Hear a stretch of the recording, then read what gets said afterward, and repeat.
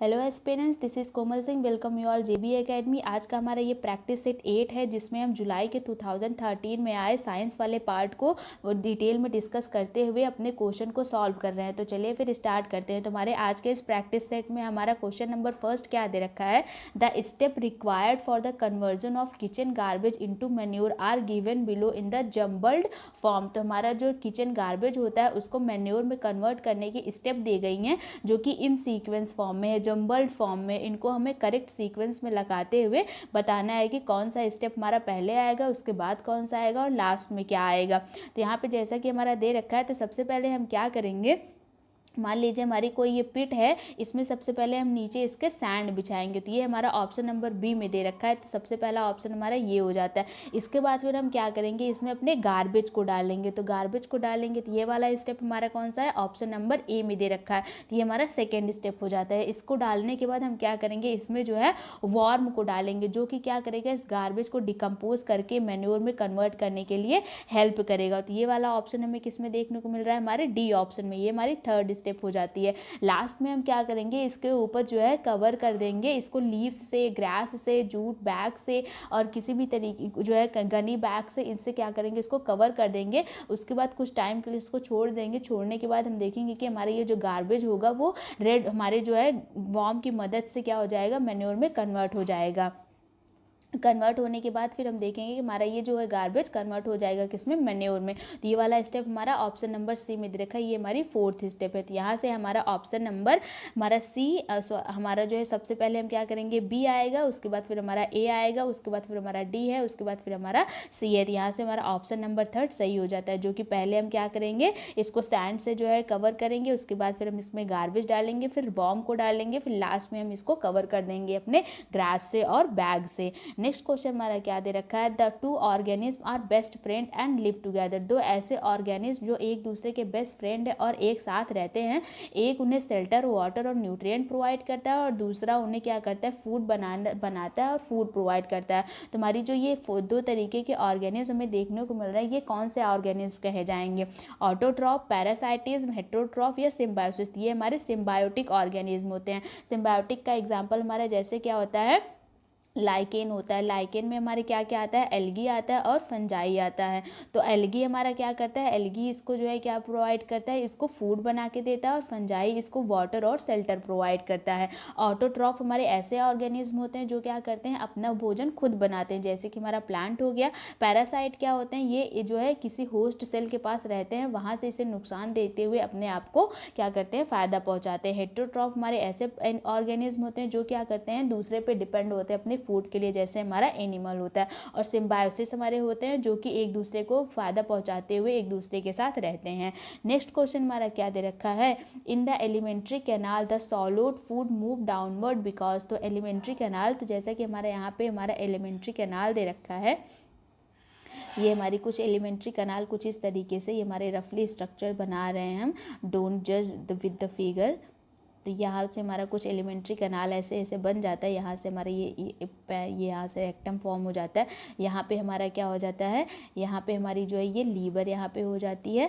ऐसे ही कुछ हमारा जो है क्या होता है, एलिमेंट्री कैनाल यहाँ पे हो गया। तो यहाँ पे हमारी जो एलिमेंट्री कैनाल का ये वाला पार्ट है, यहाँ पे जो हमारा भोजन आता है, ये किस प्रोसेस के थ्रू क्या होता है, नीचे डाउनवर्ड मूव करके हमारे स्टमक तक पहुँचता है। यही प्रोसेस हमसे पूछी जा रही है। तो इसमें क्या होता है कि हमारी जो, मान लीजिए ये एलिमेंट्री कैनाल है, यहाँ पे हमारा फूड, इसकी जो वॉल होती है एलिमेंट्री कैनाल की, ये क्या करती है, कॉन्ट्रैक्ट करती है। तो कॉन्ट्रैक्शन होने के कारण ये इसको फोर्स मिलता है, और फोर्स मिलने के कारण ये क्या होती है, डाउनवर्ड मूव करती हैं, जो कि हमारे ऑप्शन नंबर फर्स्ट में दे रखा है, the contraction of muscle in the wall of the food pipe, जिसकी वजह से हमारा फूड क्या होता है, डाउनवर्ड मूव करता है। नेक्स्ट क्वेश्चन हमारा क्या दे रखा है, frog and the earthworm breathe through their skin because of the skin of the both organism is. तो हमारी जो फ्रॉग एंड अर्थवॉर्म है वो क्या करती है, अपने स्किन से ब्रीद करती हैं। तो उनकी जो ये स्किन बनी होती है वो किस तरीके की होती है, हमारी ड्राई और रफ होती है, ड्राई एंड स्लाइमी होती है, मॉइस्ट एंड रफ होती है, फिर मॉइस्ट एंड स्लाइमी होती है। तो हमारा क्या होता है, मॉइस्ट एंड स्लाइमी होती है।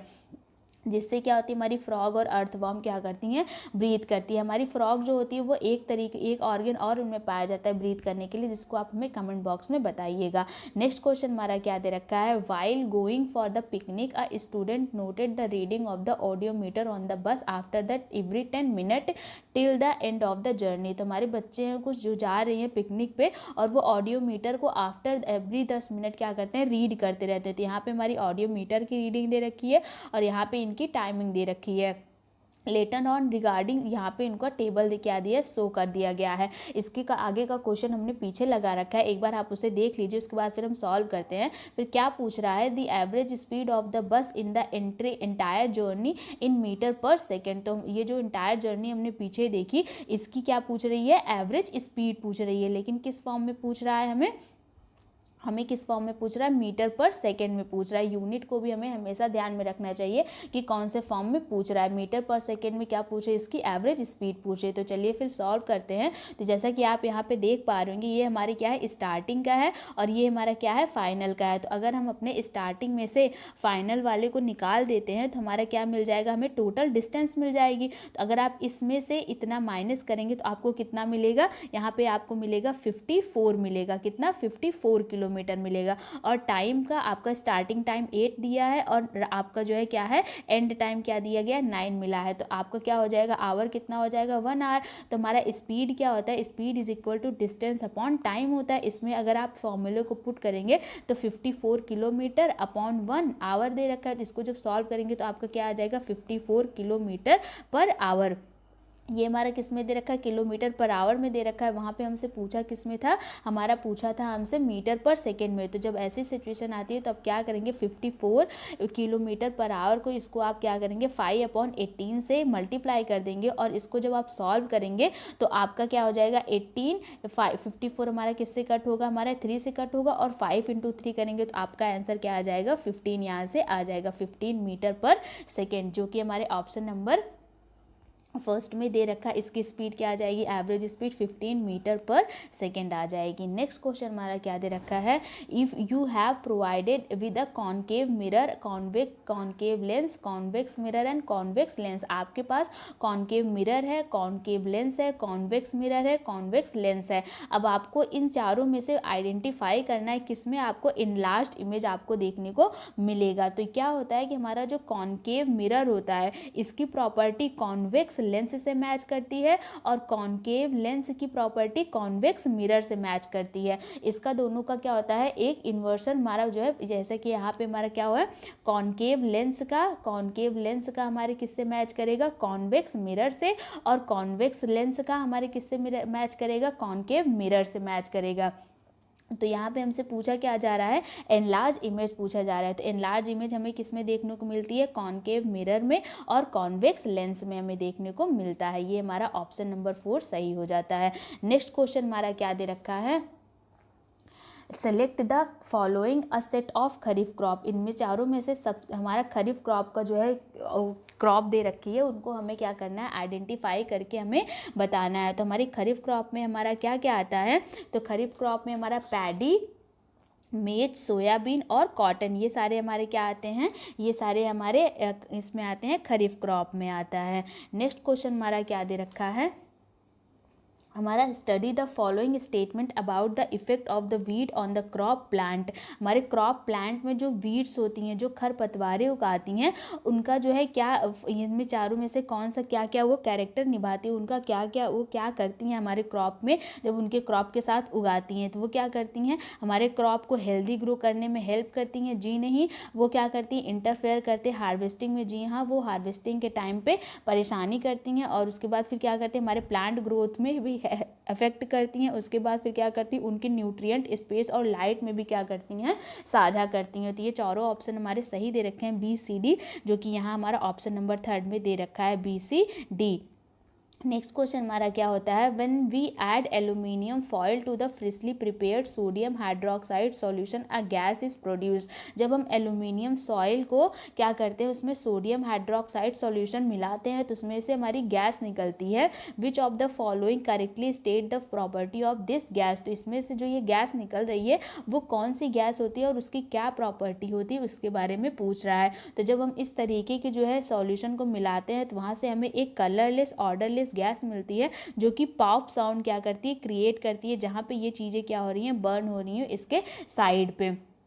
तो हमारा ये पॉप साउंड कहाँ से निकलता है, ये हमारे हाइड्रोजन गैस से निकलता है। और हमारा एक हिज साउंड होता है जिसको आप कमेंट बॉक्स में मैं बताएंगे कि हिज साउंड हमारा कहाँ से निकलता है। नेक्स्ट क्वेश्चन हमारा क्या दे रखा है, aqueous solution of which of the following oxide will change the colour of the litmus. Aqueous solution of, इसमें से कौन से ऑक्साइड का एक्वस सॉल्यूशन हमारे जो है लिटमस पेपर को क्या कर देगा, रेड कर देगा। तो बेसिकली अगर कोई हमारा लिटमस पेपर ब्लू से रेड हो रहा है तो इसका मतलब वो क्या होगा, एक एसिड होगा, क्योंकि एसिड ही हमारे ब्लू लिटमस को रेड करता है। अगर बेस होता है तो बेस हमारे रेड लिटमस को ब्लू करता है। तो यहाँ पे हमारा क्या होगा, सल्फर डाइऑक्साइड होगा। सल्फर डाइऑक्साइड जब हमारा वाटर के साथ ऑक्साइड, हमारे वाटर के साथ एक्वस सॉल्यूशन इसका बनाते हैं वाटर के साथ मिक्स करके, ये हमारा क्या बनता है, एक एसिड बनता है, सल्फ्यूरिक एसिड बना देता है, जिससे हमारा क्या होता है, ये एसिड है इसलिए हमारे ब्लू लिटमस को क्या कर देगा, रेड कर देगा। नेक्स्ट क्वेश्चन हमारा क्या दे रखा है, which of the following is a pair of exhaustible natural resources. इन चारों में से हमारा कौन सा एग्जॉस्टिबल नेचुरल रिसोर्सेज आता है। तो एग्जॉस्टिबल नेचुरल रिसोर्सेज वो होते हैं जो क्या होते हैं, बहुत लंबा टाइम लेते हैं हमारे रीग्रो होने में। जैसे कि हमारा क्या होता है, कोल हो गया, पेट्रोलियम हो गया, और जो है हमारी क्या हो गई, और हमारे जो एक पेट्रोलियम प्रोडक्ट में बहुत सारे आते हैं, कोल से भी हमारा बहुत सारा आता है, हमारा पेट्रोल हो गया, ये सारे हमारे क्या आते हैं, एग्जॉस्टिबल रिसोर्सेज आते हैं। तो इसमें हमारे चारों में से हमें आइडेंटिफाई करना है कि कौन सा पेयर हमारा एग्जॉस्टिबल रिसोर्स का है। तो लास्ट वाले में हमारा क्या दे रखा है, नेचुरल गैस एंड सनलाइट, ये हमारे क्या होते हैं, ये हमारे अनएग्जॉस्टिबल रिसोर्सेज होते हैं। ये क्या होते हैं, ये नेचर में क्या होते हैं, अनलिमिटेड में फॉर्म में पाए जाते हैं। और वाइल्ड लाइफ मिनरल, ये भी हमारे क्या होते हैं, ये भी हमारे अनएग्जॉस्टिबल रिसोर्सेज के अंदर आते हैं। और वाटर एंड पेट्रोलियम भी हमारा क्या होता है, यहाँ से हमारा जो ये वाटर है ये हमारा अनएग्जॉस्टिबल सोर्स के अंदर आता है, इसलिए हमारा ये गलत हो जाता है। यहाँ पे ऑप्शन नंबर फर्स्ट सही होता है, कोल एंड सॉइल, ये हमारे क्या आते हैं, एग्जॉस्टिबल रिसोर्स के अंदर आते हैं। नेक्स्ट क्वेश्चन हमारा क्या दे रखा है, which of the following statement is true about the endemic species. तो हमारी जो एंडेमिक स्पीसीज होती है उनके लिए इन चारों स्टेटमेंट में से कौन सा स्टेटमेंट सही दे रखा है। तो हमारी एंडेमिक स्पीसीज जो होती हैं वो एक स्पेसिफिक हैबिटेट में जो होती हैं क्या स्पेशल होती हैं। ये इनको जो है हम एक स्पेसिफिक हैबिटेट में ही पाते हैं, इनको हर जगह पर नहीं पाया जाता है। तो यहाँ पे हमारा ऑप्शन नंबर थर्ड सही हो जाता है, they are found exclusively in specific habitat.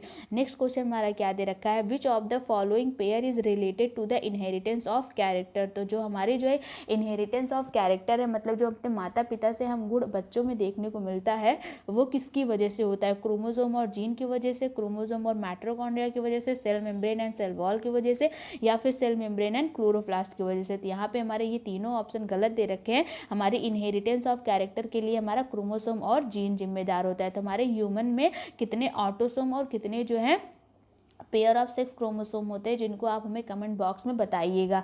Next question हमारा क्या दे रखा है, out of the different combination और the term given below the correct combination of the term with the reference of the animal cell is. तो इनमें से जो है कुछ हमारे कॉम्बिनेशन दे रखी हैं सेल ऑर्गेनेल्स की, जो कि हमें करेक्टली बताना है कि हमारे एनिमल सेल में हमें क्या क्या मिलेगा। तो एनिमल सेल में और प्लांट सेल में एक बेसिक सबसे मेन डिफरेंस क्या होता है कि हमारी एनिमल सेल में जो होती हैं वो क्या होता है, वहाँ पे हमें सेल वॉल देखने को नहीं मिलती है, और हमारे प्लांट सेल में क्या होता है, सेल वॉल हमें पाई जाती है। और एक हमारा होता है जिससे हम आइडेंटिफाई कर पाते हैं, तो हमारे एनिमल सेल में क्या होता है, हमें प्लास्टिड नहीं मिलता है, और प्लांट सेल में हमें प्लास्टिड देखने को मिलता है। ये हमारे दो बेसिक डिफरेंस होते हैं हमारे एनिमल और प्लांट सेल के डिफरेंस में, जिनको आप अच्छी तरीके से याद कर लीजिए।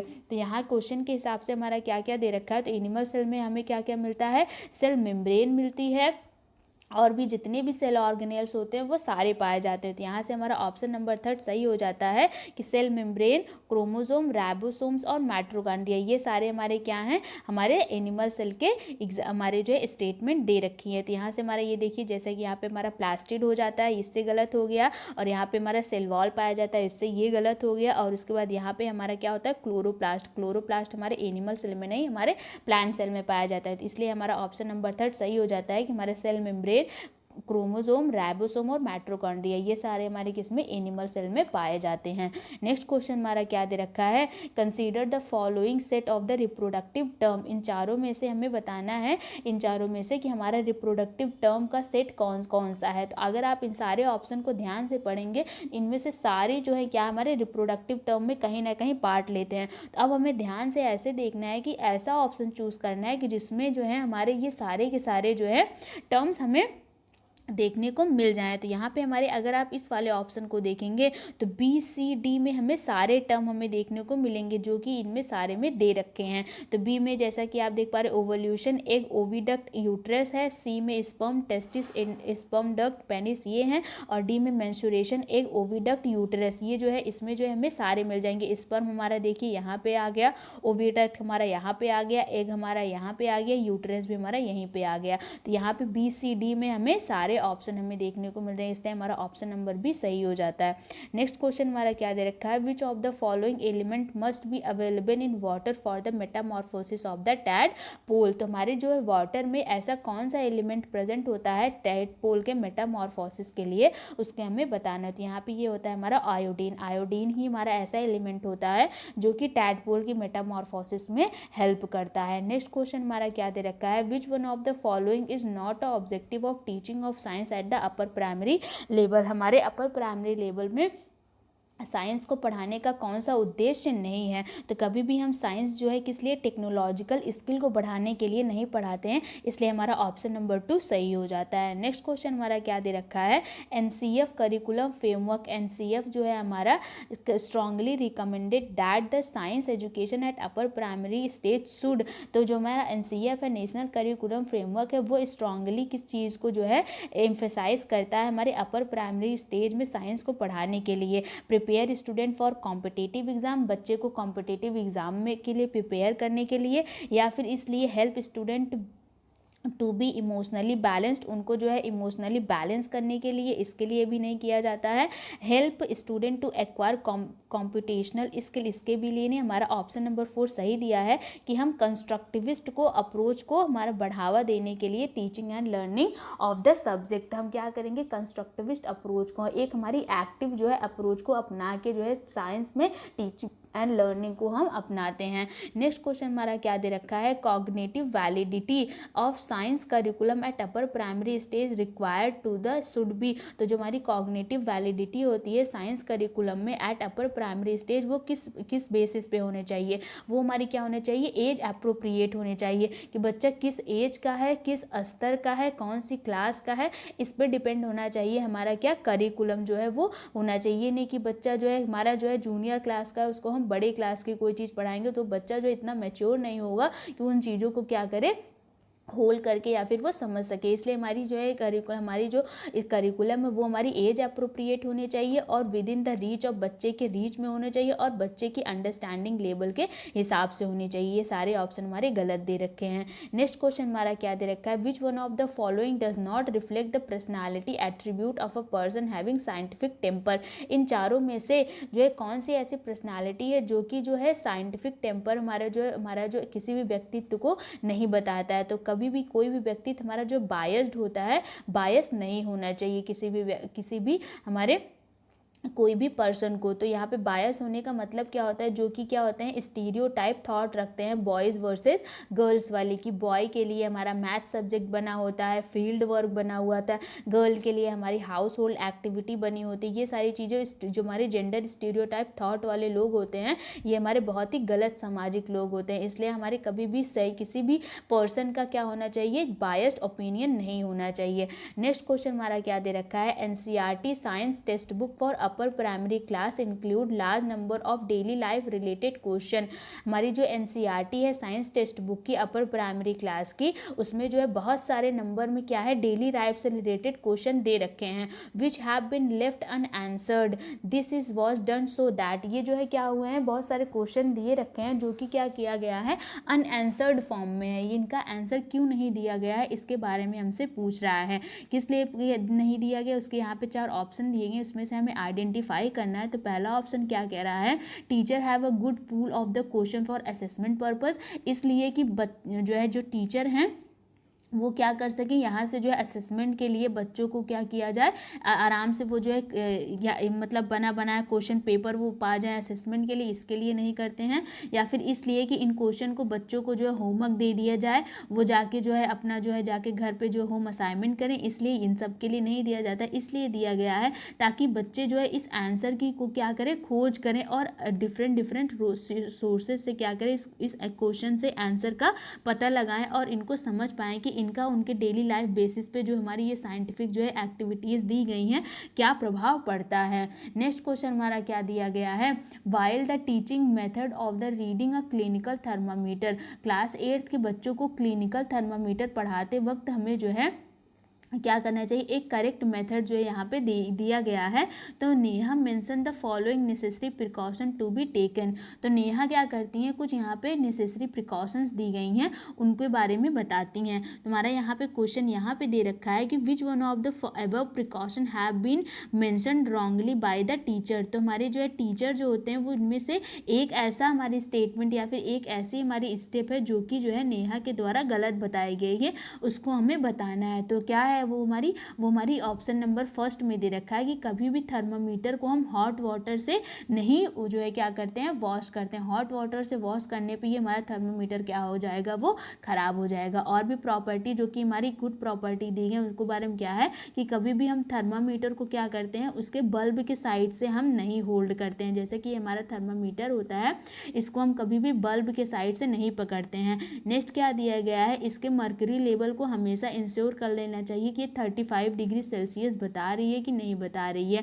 नेक्स्ट क्या दिया गया है, इसको जो है keep level of mercury along the line of the site, इसको जो है कुछ इस तरीके से हमारी मर्करी को देखा जाता है। तो यहाँ पे हमारे ये ऑप्शन नंबर फर्स्ट गलत दे रखा था, जो कि हॉट वाटर से हम कभी भी मर्करी को नहीं वॉश करते हैं और यही हमारा गलत हमसे पूछा गया था, इसलिए हमारा ऑप्शन नंबर फर्स्ट सही हो जाता है। नेक्स्ट क्वेश्चन हमारा क्या दिया गया है, नेक्स्ट क्वेश्चन हमारा क्या दिया गया है, the section of activity and project included in the exercise of NCERT science text book for the class 8th primary aim at, तो हमारी क्लास एनसीईआरटी की टेक्स्ट बुक में जो एक्टिविटीज़ एंड प्रोजेक्ट दिया गया है वो किस लिए दिया गया है, enhancing the in depth of understanding of basic concept, तो बच्चे को जो है क्या करना है, उनकी जो है इन डेप्थ में अंडरस्टैंडिंग बनाना है, उन्हें पीएचडी करवाना है, इसलिए नहीं किया जाता है।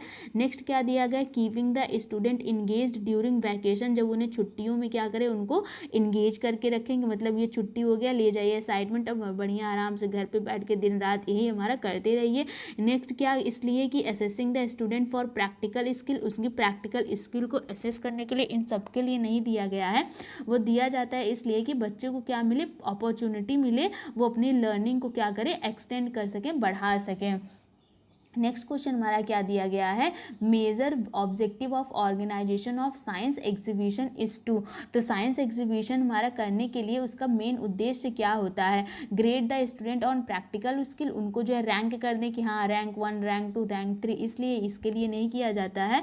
नेक्स्ट क्या किया गया, provide opportunity to the student to compete with the other, एक अपॉर्चुनिटी बना दे कि जो है बच्चे एक दूसरे से क्या करते, कॉम्पिटिशन करने लगे, इसलिए नहीं किया जाता है। नेक्स्ट क्या कह रहा है, provide opportunity to student to show their creative ideas, ये हमारा ऑप्शन नंबर 3 सही हो जाता है कि बच्चों को ऐसी अपॉर्चुनिटी प्रोवाइड की जाती है जिसमें अपने बच्चे जो है क्रिएटिव आइडियाज़ को क्या कर सकते हैं, शो करके या दिखा सकते हैं कि हाँ ये जो है इनकी जो है एग्जीबिशन में वो क्या करते हैं, अपनी क्रिएटिविटी को दिखाते हैं, ये ऐसी अपॉर्चुनिटी होती है। यहाँ पे हमारा एकेडमिक परफॉर्मेंस को इन्हेंस करने के लिए, इन सब के लिए नहीं, हम क्या करते हैं, बच्चों को एक अपॉर्चुनिटी देते हैं जो अपने क्रिएटिव आइडियाज़ को दिखाने के लिए।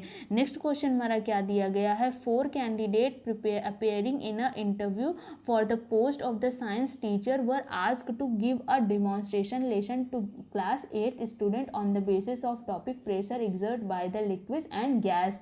तो हमारे जो है 4 कैंडिडेट हैं जो आते हैं इंटरव्यू के लिए क्लास साइंस के टीचर के लिए, जो कि क्लास 8th की हैं। उनको जो टॉपिक दिया जाता है pressure exerted by the liquid and gas, ये उनका टॉपिक है पढ़ाने के लिए। तो नेक्स्ट हमारा क्वेश्चन क्या पूछा गया है, which of the following above approach will be the most effective to the teaching of the type. इन चारों में से वो कौन सी अप्रोच को अपनाएं जिससे क्या हो कि बच्चे जो है आसानी से अच्छी तरीके से ये जो एक्टिविटी दी गई है, ये टॉपिक दिया गया है pressure exerted by the liquid and gas, इसको अच्छी तरीके से समझ सकें। तो बच्चों को क्या करेंगे, हम हैंड्स ऑन एक्टिविटी देंगे जिसको फॉलो किया जाएगा डिस्कशन के थ्रू। इस थ्रू क्या करेंगे, हम बच्चों को अच्छी तरीके से इसके बारे में समझा सकेंगे और बता सकेंगे। यहाँ पे हमारा ऑप्शन नंबर 3 सही हो जाता है। नेक्स्ट क्वेश्चन हमारा क्या दे रखा है, the technique of the classroom questioning in teaching of a science can be more effectively used. तो हमारी जो टेक्निक क्या है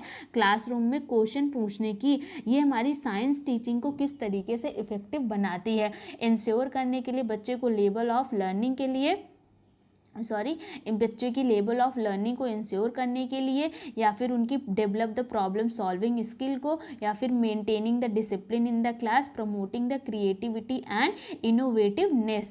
तो जो हमारा क्वेश्चनिंग होता है उनको किस लिए हम करते हैं, इसलिए करते हैं ताकि बच्चों की जो है क्या हो, उनकी लेवल को हम पता कर सकें। कि मान लीजिए कोई बच्चा है वो जो है यहाँ हम उसे पढ़ा रहे हैं, तो क्वेश्चन जब हम पूछेंगे तो अगर वो बच्चा जो है क्या करेगा, इस क्वेश्चन का आंसर दे लेगा तो हम समझ पाएंगे कि हाँ इसे जो है क्या ये चीज़ समझ में आ गई है। या फिर अगर वो नहीं समझ पाएगा तो हम क्या समझ जाएंगे, हाँ इसको यहाँ पे ये चीज़ समझ नहीं आई है तो हम इसको दोबारा से पढ़ाएंगे। तो इसलिए हम बच्चे की इंश्योर करेंगे लेवल ऑफ लर्निंग को, कि बच्चा कितना समझ पा रहा है या नहीं समझ पा रहा है। तो ये सारे ऑप्शन हमारे गलत दिए गए हैं। नेक्स्ट क्वेश्चन हमारा क्या दिया गया है, given below are the step of the test presence of the protein in the food item. तो हमारा कुछ स्टेप दिया गया है किसको टेस्ट करने के लिए, प्रोटीन की टेस्टिंग के लिए। और ये क्या है, ये अनऑर्डर्ड इनऑर्डर्ड वे में है, तो इनको हमें करेक्ट सीक्वेंस में लगाना है। तो प्रोटीन की टेस्टिंग के लिए हम सबसे पहले क्या करते हैं, तो सबसे पहले हमें जिस आइटम को टेस्ट करना है उसका एक पाउडर फॉर्म बना लेते हैं। तो यहाँ से हमारा ऑप्शन नंबर फर्स्ट बी हो जाता है।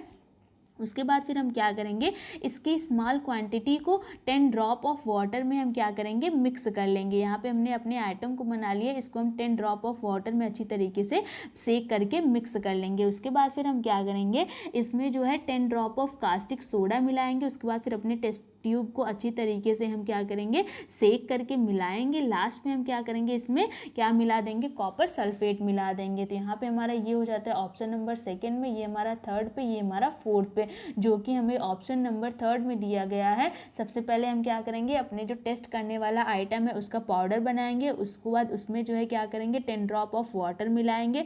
उसके बाद फिर हम क्या करेंगे, उसमें कास्टिक सोडा सॉल्यूशन मिलाएंगे। लास्ट में हम क्या करेंगे, उसमें कॉपर सल्फेट सॉल्यूशन मिलाएंगे। यहाँ पे हम इस तरीके से करेंगे तो हमें क्या मिलेगा, हमें अपना जो है प्रोटीन टेस्टिंग हमें मिल जाएगा। प्रोटीन टेस्टिंग हमें किस तरीके से मिलेगा, यहाँ पे हमें इसका कलर, सॉल्यूशन का कलर चेंज होता दिखाई देगा। नेक्स्ट हमारा क्वेश्चन क्या दिया गया है, which of the following term constitute the female part of flower. तो हमारा जो फीमेल पार्ट होता है फ्लावर का, वो किस, उसमें क्या क्या पार्ट पाए जाते हैं। तो सबसे पहले हम उसका स्ट्रक्चर बना लेते हैं हमारे female part of the flower के। तो ये हमारा कुछ इस तरीके से हमारा क्या होता है, स्ट्रक्चर बना होता है हमारे फीमेल पार्ट ऑफ फ्लावर का। तो हमारा ये वाला पार्ट क्या होता है, ये हमारा होता है स्टिग्मा होता है। और हमारे यहाँ ये वाला पार्ट क्या होता है, हमारा स्टाइल होता है। और ये वाला पार्ट हमारा क्या होता है, ये हमारा ओवरी होता है। तो स्टिग्मा, स्टाइल, ओवरी, ये हमारे फ्लावर का फीमेल पार्ट होता है, जो कि हमें यहाँ पे दिया गया है, हमारे जो है ऑप्शन नंबर 2 में दिया गया है। स्टिग्मा, ओवरी और स्टाइल, ये हमारे फीमेल पार्ट होते हैं। और फ्लावर के मेल रिप्रोडक्टिव पार्ट आप हमें कमेंट बॉक्स में ज़रूर बताइएगा। नेक्स्ट क्वेश्चन हमारा क्या दिया गया है, how many muscle work together to move a bone. तो हमारे एक एक बोन को मूव करने के लिए कितनी मसल्स वहाँ पे वर्क करती हैं, तो वहाँ पे हमारी पूरी 4 मसल्स वर्क करती हैं किसी भी एक बोन को मूव करने में। नेक्स्ट क्वेश्चन, हमारा लास्ट क्वेश्चन, जो कि क्या दे रखा है, choose the set of the represent only the biotic component of the habitat. किसी भी हैबिटेट के सिर्फ बायोटिक कंपोनेंट बताने हैं। बायोटिक कंपोनेंट हमारे क्या होते हैं, जो कि जैविक कंपोनेंट होते हैं। तो जैसे कि हमारा क्या क्या दे रखा है, जैविक कंपोनेंट में हमारा इंसेक्ट, फ्रॉग, फिश और एक्वाटिक प्लांट, ये हमारे क्या होते हैं, जैविक कंपोनेंट होते हैं। अजैविक कंपोनेंट मतलब अबायोटिक कंपोनेंट। अबायोटिक कंपोनेंट में हमारा क्या क्या आता है, सॉइल हो गया, एयर हो गया, वाटर हो गया, ये सारी चीज़ें हमारी किस में आती हैं, अबायोटिक कंपोनेंट में आती हैं। तो यहाँ पे हमसे बायोटिक कंपोनेंट पूछा था, जो कि हमारा insect, frog, fish, aquatic plant, ये हमारे क्या होते हैं, अब बायोटिक कंपोनेंट होते हैं। तो जैसे कि यहाँ पे सैंड दे रखा था, इसलिए ये वाला गलत, यहाँ पे रॉक गलत दिया गया था, यहाँ पे सॉइल गलत दी गई थी, यहाँ पे वाटर गलत दिया गया था। तो यहाँ से हमारा क्या होता है, ये सारी चीज़ें गलत हो जाती हैं। यहाँ पे ऑप्शन नंबर सेकंड हमारा सही हो जाता है। ये हमारा 19th क्वेश्चन, जो कि लास्ट क्वेश्चन था हमारे जुलाई 2000 में आए सीटेट के क्वेश्चन पेपर का। तो आज का वीडियो यहीं पे हमारा कंप्लीट हो जाता है। आपके आउट ऑफ 30 कितने क्वेश्चन सही हुए थे, या फिर आपको कोई हेल्प हुई हो, तो आप हमें कमेंट बॉक्स में ज़रूर बताइएगा। और कोई भी अगर डाउट हो इनसे रिलेटेड, वो भी आप हमें कमेंट बॉक्स में ज़रूर बता सकते हैं। तो आज के लिए बस इतना ही। अगर वीडियो पसंद आई हो तो लाइक, शेयर एंड सब्सक्राइब कर दीजिएगा। सब्सक्राइब करने के बाद बेल आइकन को भी प्रेस कर दीजिएगा for further notice and update. Thank you so much.